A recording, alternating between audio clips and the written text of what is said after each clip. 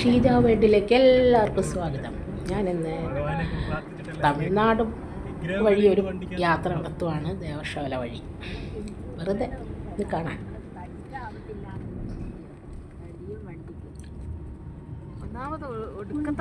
നല്ല രസമുള്ള റോഡ്.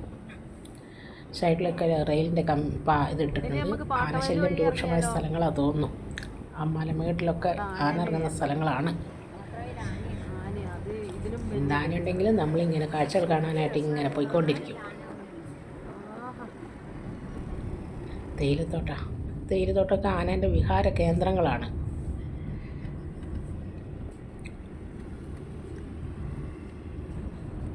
ഇവിടെയൊക്കെ പകൽ പോലും ആനയും കരടിയൊക്കെ ഇറങ്ങുന്ന സ്ഥലങ്ങളാട്ടോ. സൂക്ഷിച്ചു പോയില്ലെങ്കിൽ വല്ല ആനയുടെ മുമ്പ് പോയിപ്പെടും.